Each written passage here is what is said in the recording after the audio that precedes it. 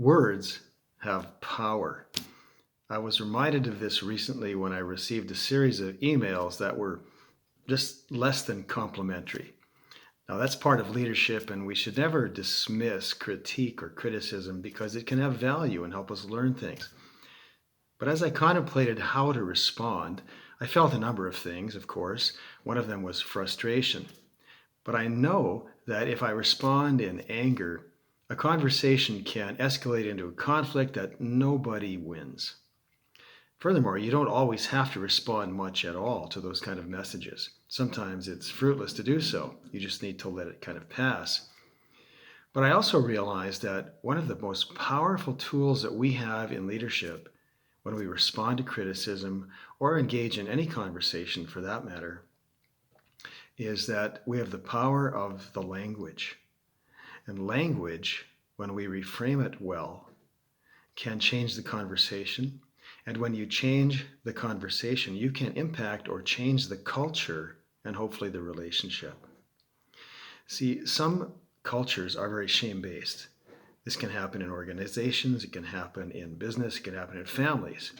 The shame-based culture diminishes and condemns. It blames people instead of taking responsibility. I think that current cancel culture is really just shame-based culture on steroids. If I don't like something you think or say, something you believe, I can pretty much cancel you, at least digitally, and pretend that you are not a person of value at all. It's shame-based, and it's really profoundly immature. So how do we respond in a more positive way? Really, words are very powerful when they're linked with emotions. So when someone comes at you with a shame-based message, whether it's digitally or vocally, one important thing to do is sift the words and separate the words from the truth. It's like a word game, perhaps. Sometimes words are just word salad. They're not really communicating anything of much value. And you can separate the words from what is true. It's a bit like taking the stinger out of a mosquito. It still makes an annoying buzz, but it's not harmful or dangerous. It doesn't hurt. So it helps at first to remove the sting, remove the words from what's true, and then reframe the truth and tell yourself the truth about you. What are your motives? What are your intentions? Reframe the narrative. Change your own perception of what's going on. Then you can begin to address it with the other person. Now, if you do have to respond then, one way to do this is by responding with something positive and affirming about the other person. This not only throws off track the condemnation, but more importantly, it builds the other person up and it actually changes the narrative, which in turn again changes the conversation, which can change the culture and the relationship. If you say something kind and meaningful to that person, you make a difference in their life.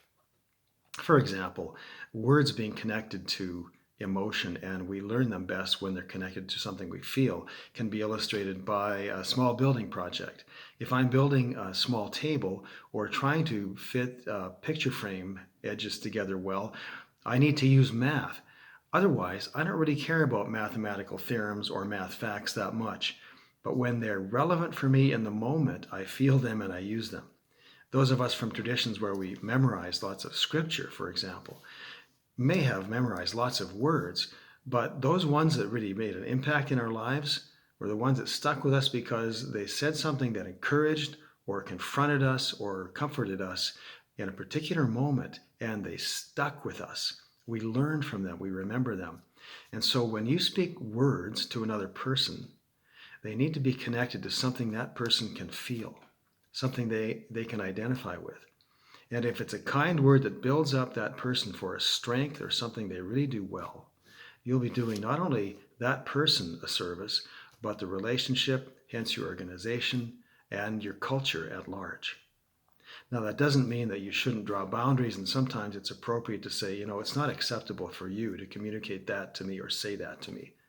That's way out of bounds. You should do that.